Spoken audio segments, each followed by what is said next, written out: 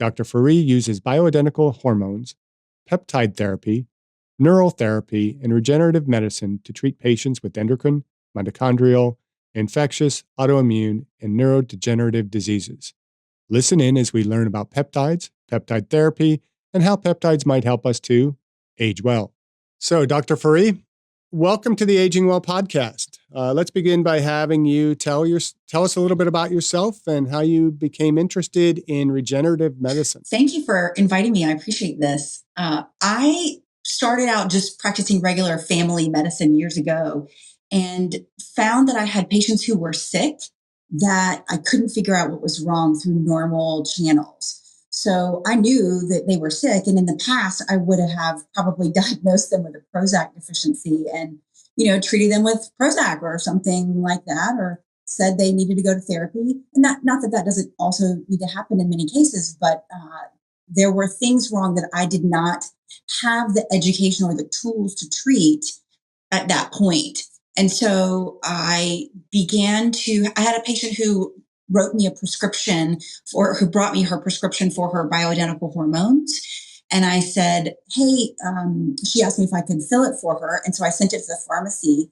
The pharmacy said, hey, we don't think you know what you're doing. Can we send you to a conference? And so I went to this little conference here in Atlanta called Get Out of Line, where they talked about all these things that are available to us, tools that I had no idea. Like I'd never learned about them in medical school, like bioidentical hormones. I didn't even know there was such a thing as a bioidentical hormone. I thought it was all the same. And so to learn all of this and to learn what some of the symptoms of hormone deficiencies or peptide deficiencies or other things, to learn that some of these illnesses like MS are related to infectious diseases. All of that was brand new information to me. And it speaks to the gap between bench medicine, chemistry, and what we practice in the clinic. There's a big difference between those. And there's a gap in the leap of information from one to the other. I think in medical school, they sort of teach us to wait on the drug reps to tell us what to do. And so, we get to this point where we are now, and it requires us to continue to be curious, us as providers, to continue to be curious, to continue to do research and go back and look at the available research. I mean, I probably look at 4 or 5 articles every morning, just trying to keep up with the huge volume of information that's out there to help us take care of our patients. So what are peptides and how do they play a role in healthy function? Oh, yes. So peptides are small strings of amino acids. Think about a chicken breast, for example. We know that chicken breast is primarily protein, a little bit of fat, primarily protein. And so if those proteins are greater than 150 amino acids long, so the body takes these little tiny pieces called amino acids, strings them together in a special sequence. Each one, depending on the sequence of amino acids, has a different function in the body. We make thousands of these every single day. And so they perform all kinds of functions like enzymes. They create muscle. They do all these things so that we can function in our day-to-day. A peptide is merely a smaller version of that. So by convention, we call greater than 150 amino acids a protein. Between 50 and 150 amino acids, a polypeptide, and under 50 amino acids, a peptide. Below 4 amino acids, we call that a bioregulator peptide. Because they're so small, they're able to translate into the nucleus of the cell and actually have direct effects on DNA transmission. So those are just by convention how we decide. So your body's making these peptides every single day. As we age, we get into our 60s, even into our 40s, we decrease how many of these peptides we make on a regular basis. So our bodies are less well able to function than they did when we were in our 20s. We all feel that if we're in our 40s or above. So how do peptides function to reverse the effects of disease and aging? So it depends on which peptide you're talking about, but truly, there's a cluster of them that work on the thymus gland. The thymus gland is involved in the immune system. So we know with this big pandemic we just had, that the immune system is compromised in our elderly patients. That's why so many of them had such a rough go with that illness. And your body decreases its production of these peptides as we age, so we're not able to do to respond to infections as rapidly as we can when we're in our 20s. There's another group of peptides that are involved in helping the cell to be more efficient in its ability to create and use energy. So every single cell of your body, your skin cell, your heart muscle cell, your liver cell, has to have adequate energy in order to be able to do its job. If it doesn't have that kind of energy, it's not going to be able to do that. And these peptides can help the cell to improve the way they use energy.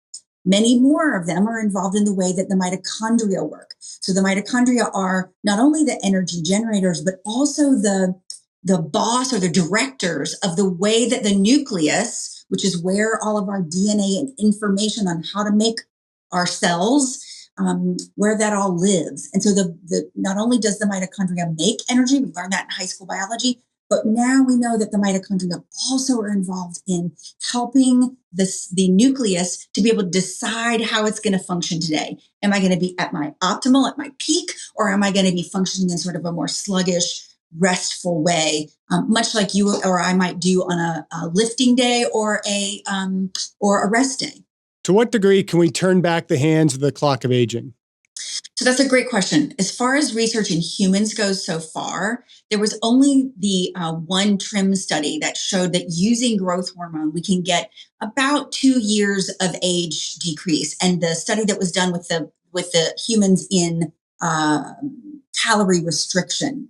The downside is almost no one's going to maintain calorie restriction. So using calorie restriction is probably not a really efficient or effective long-term means. And that's why we've looked for other options. So the really only study that's been done that's demonstrated a decrease in aging is the TRIM study with humans. And it was about 2 years of improvement in longevity in that study. So on the Aging Well podcast, we try to promote proactive approaches to aging well. And you've kind of alliterated to this already, or alluded to it a little bit. How can peptides play a role in aging successfully beyond just simply treating disease? Mm-hmm. So one of the things that they do, exactly as I was mentioning a minute ago, is improve the way the immune system is able to respond to an infection. So I think about the immune system as having sort of two branches, and you can be in this antibody creating state, or you can be in this fighting off diseases state. And so the people who we know are having immune-related diseases like lupus, for example, where they have their immune system is attacking their own body, or Hashimoto's thyroiditis. Your immune system is attacking your own body. We know that it actually immune dysregulation is involved in plain old osteoarthritis, in things like chronic kidney disease. So this immune dysregulation is there all the time. In diseases. So if we can reverse that and allow the body to instead be able to fight off some of these chronic infections like chronic CMV, chronic EBV, fight off some of these chronic infections, as well as be able to prevent the onset of things like cancers with immune regulation, appropriate immune regulation, and immune flexibility to be able to create antibodies when it's appropriate, but also to be able to go to the other side where they're able to fight off infections and cancers when they need to. That's a very efficient immune system. So the other thing that we can do with peptides is be able to improve the function of mitochondria, improve the energy generation and use by the cell. So if your brain cells, for example, have a difficult time creating energy, they're going to result, that's going to result in a situation where you develop dementia. Or earlier, you may develop things like ALS or Parkinsonism. All those sort of neurodegenerative diseases can occur because of an inefficiency in the way that the cell is able to function. So cells begin to die. They go through that senescence kind of state. And now we don't have the ability of the cells to regenerate themselves. And the effect of that is the neurodegenerative diseases. So it almost seems like it would benefit someone to take in as much protein as possible, but different types of protein from different sources. That way they're getting, all the different types of peptides after those proteins get broken down. Is that a correct thing to assume of what I'm hearing you say? That's a great way to think about it. What I would say is I want to make sure you're getting all of the essential amino acids. There are essential amino acids and there's non-essential amino acids that we can make ourselves. And so if we're getting all the essential amino acids, which comes from most sources of protein, then we should be able to get what we need and make them. The problem is, as we age, our body, because when you eat food, let's say you eat a chicken breast, your body's going to break that down into its amino acid and fat components. And then your body will rebuild those amino acids into the proteins or peptides that your body needs. The problem is, as we age, we don't tend to make the proper proteins or peptides, let me not say proper, let me say more youthful proteins and peptides that we made when we were in our 20s. And so what you eat is broken down, and then what you make from that is dependent on your age and the health of your whole body, as a whole. And so it becomes this sort of self-perpetuating problem. I'm already older. I already don't make the right peptides that I need to from the amino acids I have.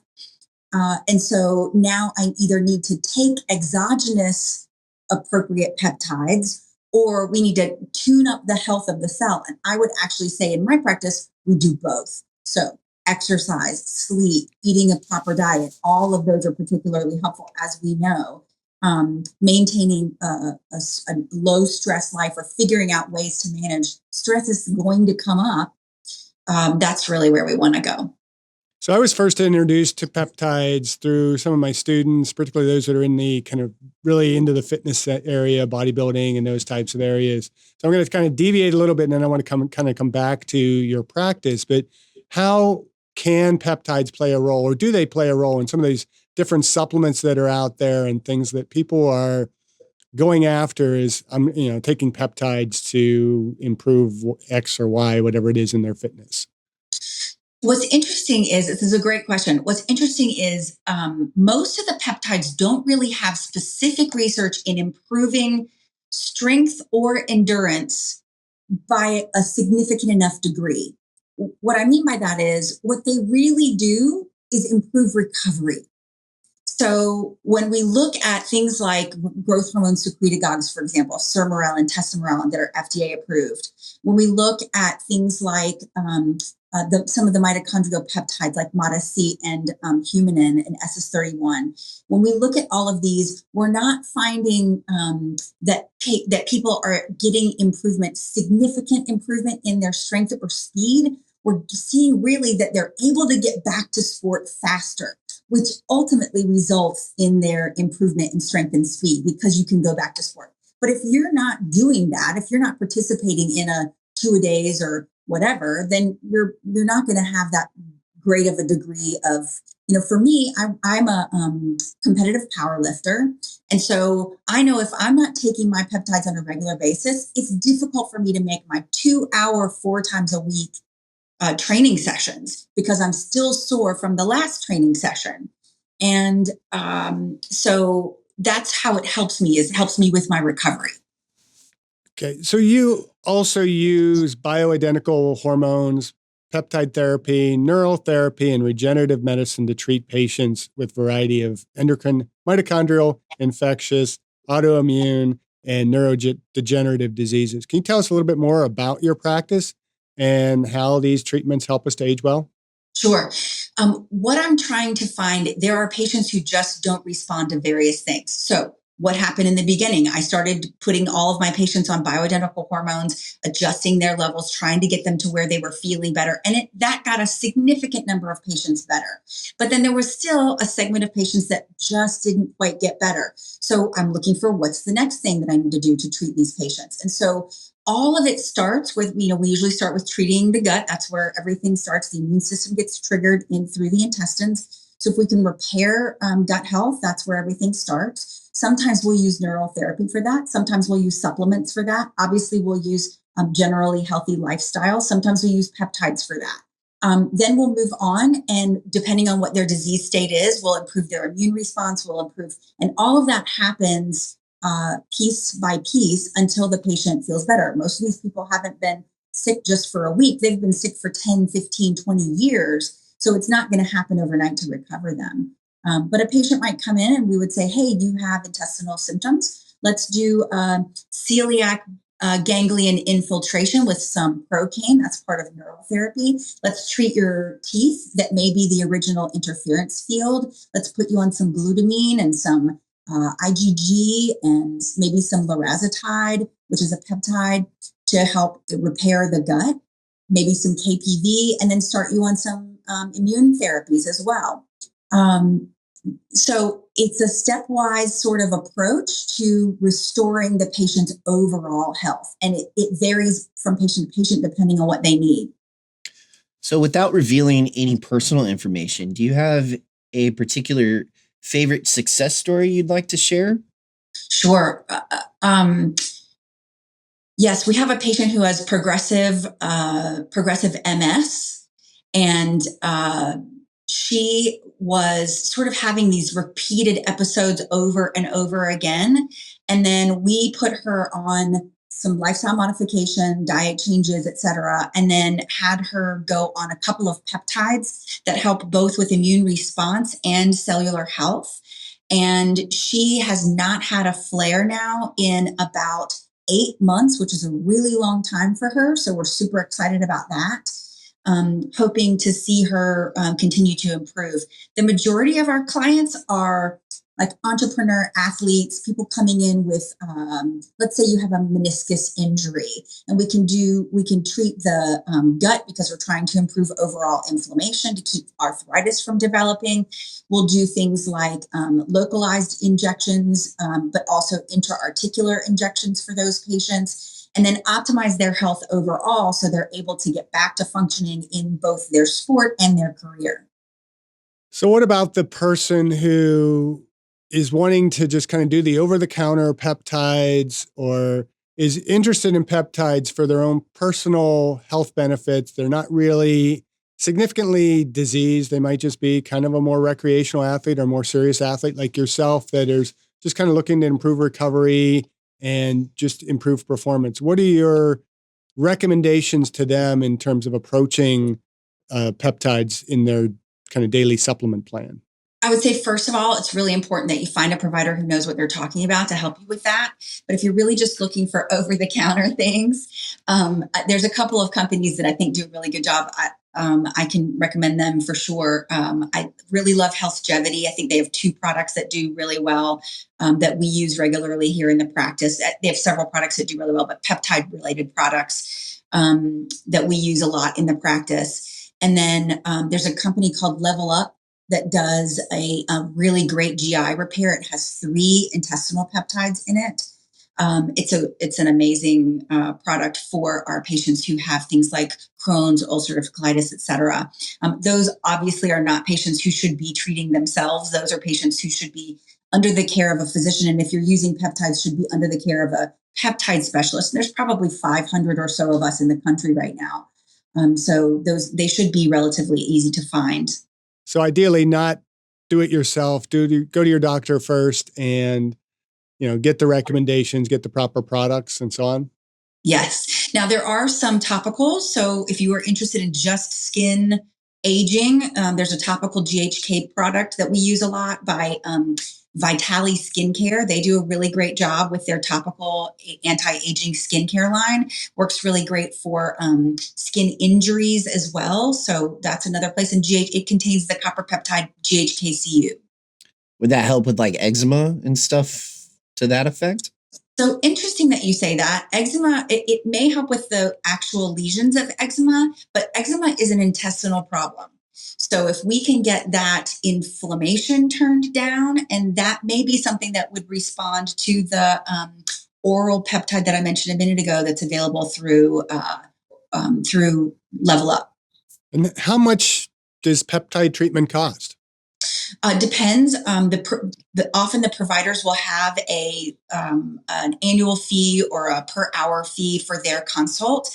And then depending on the peptide, they're going to run somewhere between $200 and $1,000 per month for the treatment, depending on which peptide it is. Some are more complicated to make than others. There are lots of bioregulators that are available online that you can find. They're pretty easy.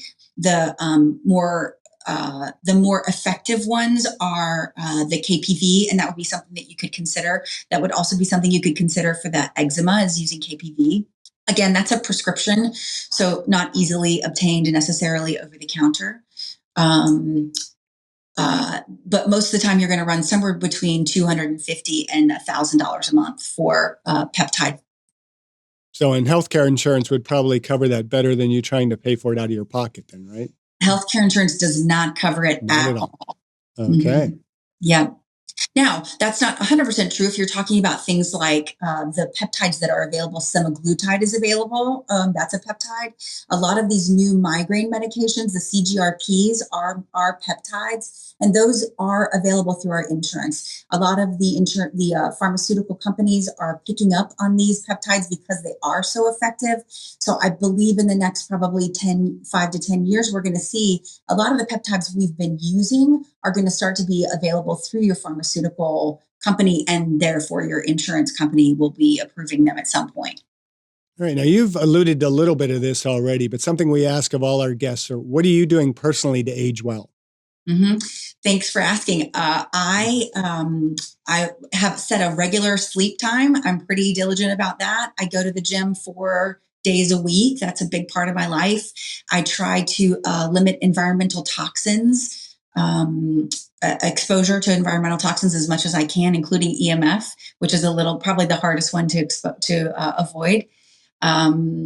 I do regular meditation, and probably about 20 minutes, 30 minutes twice a day as part of my just general maintenance, journaling, trying to keep my stress levels as low as possible. And then I take a bunch of peptides. They rotate around. Right now I'm on melanotan, GHK Topical. I'm taking oxytocin, VIP, and I believe I'm on CJC epinephrine right now. Wow. How can our listeners find your book? And are there other ways that our listeners can they connect with you? Do you have a website or social media? Mm-hmm. So I'm on Instagram at Dr. S Ferree, DRSFERREE. I'm on YouTube. I have a YouTube channel, and that is at Dr. S Cellular Medicine, DRS Cellular Medicine. Those are probably the biggest ways. My website is Vine, as in grapevinemedical.com. And the first chapter of the book is available for free on that. It's an e-book that's available on that website. It's vinemedical.com/counterclockwise. And the book will be out this week, I'm hoping. I just approved the ebook this morning, so hopefully we'll get it out to Amazon and Barnes & Noble online as well. That's exciting. Yeah, we're excited about it. It should be really fun. It's been a labor of love for sure. So how do you have a bedtime when you do so much? You almost, I guess, have to have that bedtime. But, you have checked basically all of our boxes that we talk about on this podcast in terms of what you need to do to be aging well. It's exercising, maintaining a healthy body composition, getting plenty of sleep, having a bedtime. Corbin always makes fun of me for having a bedtime, but I go to bed same time, get up the same time pretty much every day, 7 days a week. Our big thing that you didn't mention, but I'm certain that's not in your daily habits, is smoking. Oh, right. So, yeah. And what else do we miss, Corbin? It's like pretty much everything on our checklist. And it's everything I teach my students in my pathophysiology class. It's like, these are the things that you need to be doing or not doing in order to age well. And it comes down to very basic lifestyle that can help us. And it sounds now like the peptides can even help further that even more. Maybe tweak out a few more extra good years out of us than just simply exercising and not smoking. Right. We know that most of these peptides are depleted in the body by age 40. So if I can replace them, much like you would do testosterone or estrogen when you deplete those, if we can replace them, we are telling our DNA that we're younger. So you begin to transcribe different genes that you may have transcribed when you were younger. So, and that brings up kind of an interesting question when you bring up testosterone therapy and like many of the different hormone therapies that someone might be under. Which really should come first, the peptide therapy or the hormone therapy? Is that or even something that you would be able to answer? So I think it depends on the patient. That's my big picture answer. But in general, I would say probably correcting hormones would be what I would do first. It depends on how sick they are and from what. So for in my patient who had the MS, we didn't go to hormones first. She was already in her 60s, had not been on hormone therapy when we saw her first. So this was not someone I was going to jump to hormone therapy on, but she is now on some hormone therapy. So but in a general patient who comes to the office, I'm usually going to start with hormones first because that clears a good number of illnesses. We know that the inflammasome, which is part of the inflammatory part inside the cell, it's sort of like the bomb that's created in the cell that can cause a lot of disease. That inflammasome is triggered by a drop in hormones. So if we can correct that or prevent that from happening by starting when they're in their 35, 40 even, we may be able to prevent that inflammasome from being created in the first place. It's all about getting ahead of the curve. Now, is there any kind of connection to males always kind of gravitate to testosterone therapy because they feel like their testosterone has dropped and they're not able to maintain their muscle mass and those types of things. Is that as critical as some of the hormonal changes in women that we see? Because we know that estrogen is really tied to a lot of female conditions, and it would seem to me that it's a little bit more important and I'm not as educated as you in this area, that's why I'm asking the question. It might be a little bit more important for women in that hormonal therapy than men just kind of jumping on the board. Oh, I'm 60, I should be on testosterone. What's interesting is we ignore men's osteoporosis risk because in general, men are lifting heavier. So you're causing more trauma on your bones. So you're repairing your bones consistently for many, many years. But men begin to develop osteoporosis early, and not having testosterone on board can make a big difference. The other thing is in both genders, both sexes, conversion of testosterone to estrogen is critical.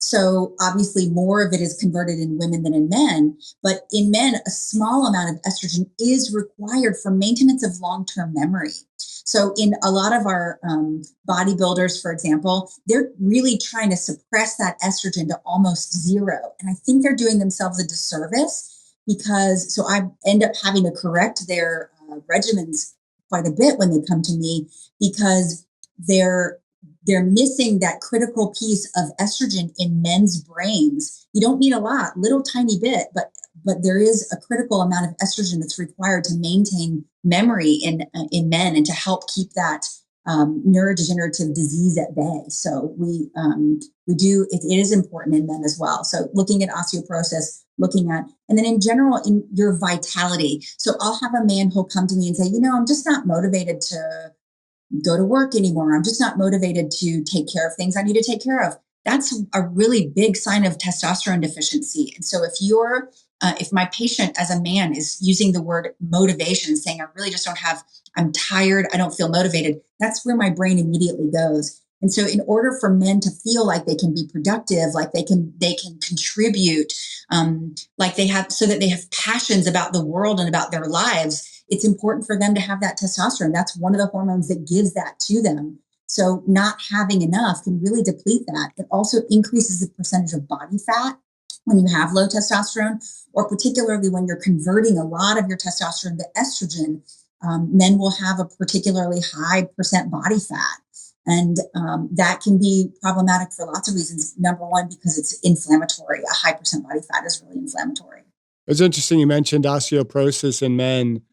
I personally feel like we're going to see a bit of a shift. I mean, not a certain crossover effect, but that, with women and, Title IX being kind of in my generation, and more women are engaging in weightlifting and finding it, more appealing and more interesting and more acceptable, that women are starting to do the things that are going to decrease some of that risk of osteoporosis, maybe not perfectly, but men, because we're becoming increasingly sedentary with our computer lifestyles and everything else, are likely to see an even more increase in some of that because we're becoming less manual and more sedentary as time goes on. Would you agree with that? I think that's a really wise observation. Yes. Of course, I have a wise observation. I should underscore that to my staff. To play that little clip to my students. Most of the women in the gym I go to is a powerlifting gym, or a strongman and powerlift. So it's not like a regular, Lifetime Fitness or Planet Fitness. And so the women who are in there are almost all in their late 40s and 50s. The women who are lifting heavy, to your point, is we're in the gym, and there are several of us who compete at this level. It's not like there was when we were in our 20s. There's a lot of women that compete in their 20s, but there are women who compete in their 50s and 60s in strong person competitions. So it's kind of exciting. You're right. We actually have a guest coming up in a couple episodes who is a woman who had MS and was in a wheelchair, and took that from being in a wheelchair to being a European Masters powerlifting champion. So I'm really curious to hear her story and how she got there. Well, and you can't ignore the contribution of myokines to our reversing our aging. The muscles that are an actively contracting muscle, a muscle that's being used, produces myokines, those chemical messengers that tell your DNA everything's fine. Let's be more youthful. Let's produce the more youthful proteins. Those myokines are critical in our anti-aging. We don't just say exercise, but just because we say exercise, there's a reason why exercise is valuable, particularly over the age of 40, doing more resistance exercise, because that resistance is what produces those myokines to help your body overall aging more slowly. Thanks for mentioning that, because that's one of the things we really push on this podcast, is that, strength training needs to take a much greater focus as we age. And we got to get past this kind of historic view in exercise science that cardiovascular health is the most important. Not that it's not important, but what I've observed over my many, many years is that those who have pushed to the cardio side are the ones that are not aging as well. They become much more frail, they're slow down because they can't do as much. But those who are resistance training can continue to maintain that cardiovascular health, but they're also kind of doing all the things that are much more anti-aging. Yes. And I think that's partly because the endurance athletes are catabolic. They're in a fairly catabolic state. I would say I'll claim responsibility for us as women doing that. We tend to undereat and overtrain. And it's not that we're overtraining, we're just undereating for our degree of training. And so we get into a catabolic state. It's really, really critical. I can't remember, I think it was Bill Campbell was talking about an article where they had increased the number of protein calories by 300. This is in trained female athletes, had increased the number of protein calories by 300 calories a day, something like that. And the women actually lost weight. So for me to be able to convince my female athletes, you have to increase your protein intake. You have to increase your protein intake. It's really a huge hurdle for them to come over. So I'll pull that article out for them over and over again and say, you've got to read this article. I'm not playing around. This is really serious. You have to increase your protein calories in order for you to maintain your muscle mass and not be catabolic. And so what I mean by catabolic is high cortisol, high thyroid hormone, where you are breaking everything down instead of building things up. And that state, as you're suggesting, we're not just breaking down body fat, we're breaking down brain and liver and kidneys and heart and everything in addition. So it's really, you're right on track with that. I had a client a number of years ago. I mean, it's been probably 30 plus years since I've been a personal trainer and gone an academic route. But I had a woman I was working with, and she was working really hard. She came in three days a week. She was pretty fit. she was trying to still cut some body fat, and she was saying her weight loss had really stagnated and she couldn't lose more weight. And I said, okay, well, let's look at what you're eating. And I said, you need to eat more.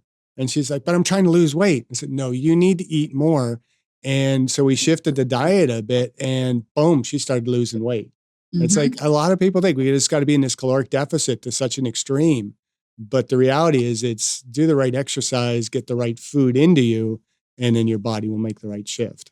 And it's timing of nutrients when you're before your exercise or whatever. But my when I'm trying to convince people to switch over from that heavy cardio to the more resistance type training, what I will tell my cardio people is, I need you to do 15 minutes of cardio a day. That's it. And what I want you to do during that 15 minutes is a high intensity interval. So you're doing a 15-minute HIIT workout, and then the rest of your workout is all resistance. So the myocardial benefits, the mitochondrial benefits, all are demonstrated just with that.